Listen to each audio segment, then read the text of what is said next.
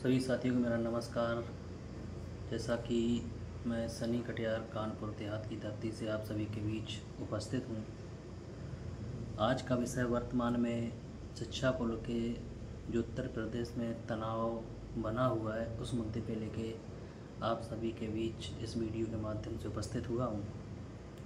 जैसा कि सभी लोग देख रहे हैं, उत्तर प्रदेश सरकार ने वर्तमान में एक जो निर्णय लिया कि जो भी प्राथमिक स्कूल चल रहे हैं और जिनमें बच्चों की संख्या 50 से कम, उन विद्यालयों को बंद कर दिया जाए।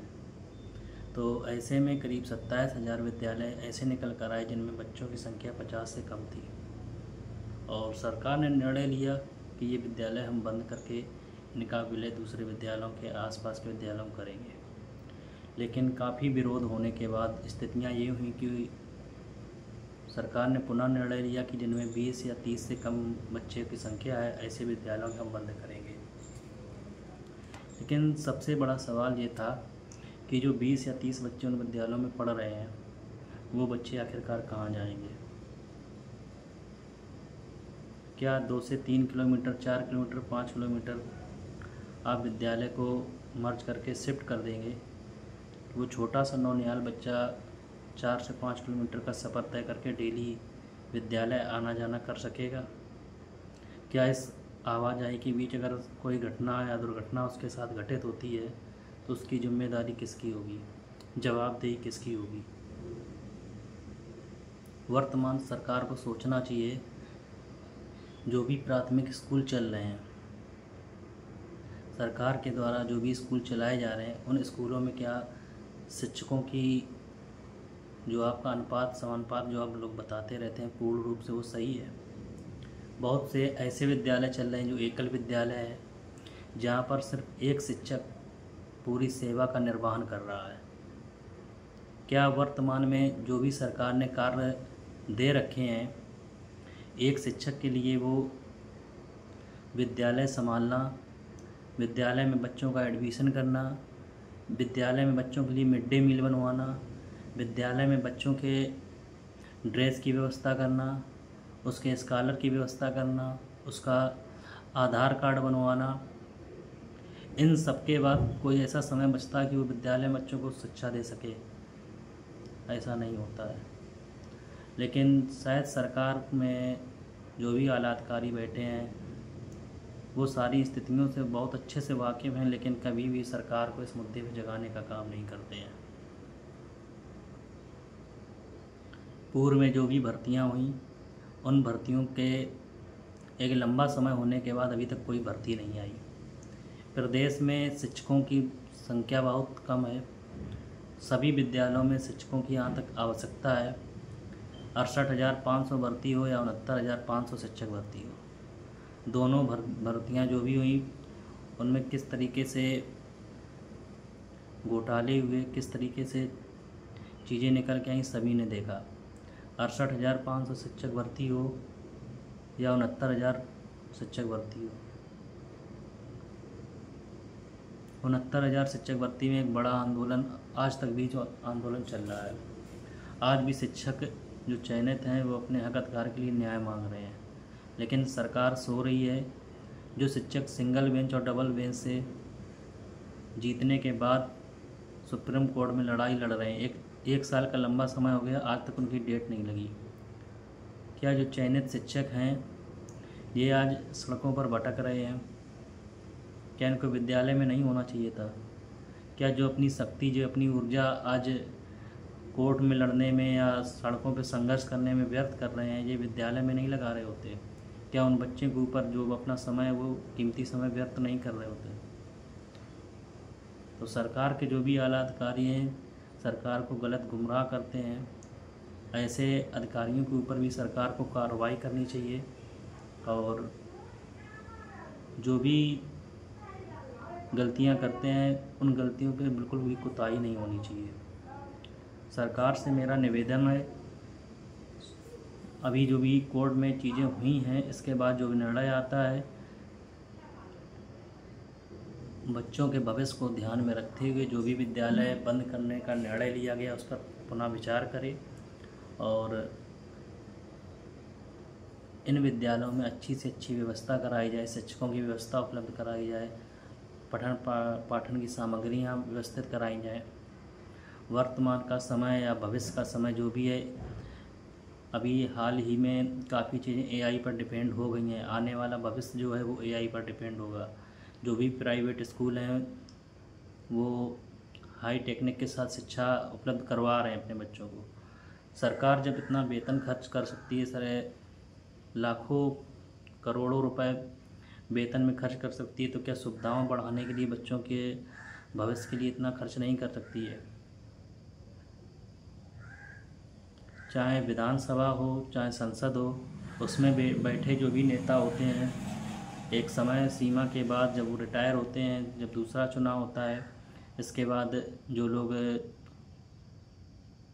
एक बार से मंत्री विधायक जो भी बन गए, वो लगातार जीवन पर्यंत पेंशन उठाते रहते हैं।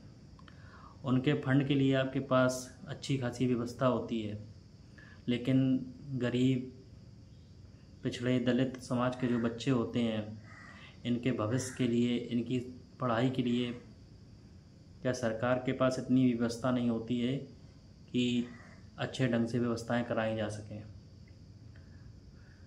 वर्तमान में सभी लोग देख ही रहे होंगे कि लगातार सोशल मीडिया पर सभी जो भी विरोधी पार्टी हैं वो लगातार इस चीज़ को लेकर विरोध प्रदर्शन कर रही हैं कि जो भी विद्यालय मर्ज किए जा रहे हैं इनको रोका जाए।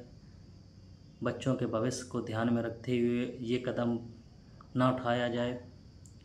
लेकिन हमारे प्रदेश के जो मुखिया हैं वो एक बार जो चीज़ें ठान लेते हैं वो तब तक पीछे नहीं हटते हैं जब तक उस पर कोर्ट का चाबुक नहीं चलता है। और शायद ऐसा इसमें भी हुआ है कि कोर्ट ने इस चीज़ को ध्यान में रखते हुए लगातार 3-4 दिनों में सुनवाई करवा के जो भी निर्णय उसको अपने अधीन कर लिया है। हो सकता है जल्द से जल्द ये ऑर्डर आ जाए और जो भी चीज़ें अंदर से निकल के आई हैं यही है कि बच्चों के फेवर में जहाँ तक मामला गया है। तो उम्मीद करेंगे सरकार से कि अगर आप पीछे हटके बच्चों के भविष्य को ध्यान में रखकर कार्य करेंगे तो ये आपके लिए भी अच्छा होगा, आपके भविष्य के भी लिए अच्छा होगा। क्योंकि वर्तमान में जो स्थितियां हैं इससे आपको आने वाले चुनाव में इसका बहुत गलत इफेक्ट जाएगा, ये भी सत्य है। क्योंकि स्कूल बंद होना कोई विकल्प नहीं है। चीज़ों को आपको खोजना होगा कि क्या ऐसी वजह है कि जो बच्चे सरकारी स्कूल छोड़कर प्राइवेट की ओर भाग रहे हैं। कौन सी ऐसी चीज़ें हैं जिसकी वजह से बच्चे वहाँ नहीं जाना चाहते हैं।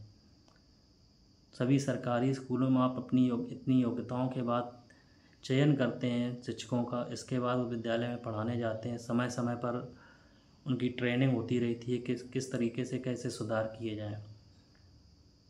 इसके बाद भी अगर बच्चे विद्यालय से कट रहे हैं तो इसमें सरकार की नाकामी है।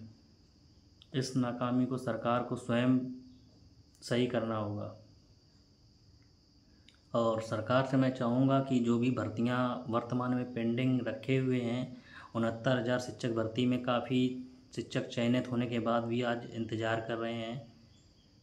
और वैसे ही सेम जूनियर एडेड की एक भर्ती आई थी, उसका एग्ज़ाम हो गया, परिणाम भी आ गया, लेकिन आज तक 2 से 3 साल होने जा रहा है, बच्चों को आज तक ज्वाइनिंग लेटर हाथ में नहीं लगा है।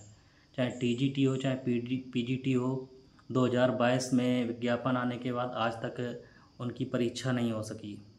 तो ये सरकार का फेलियर है कि आज तक चीज़ें आप समय पर नहीं करवा पा रहे हैं।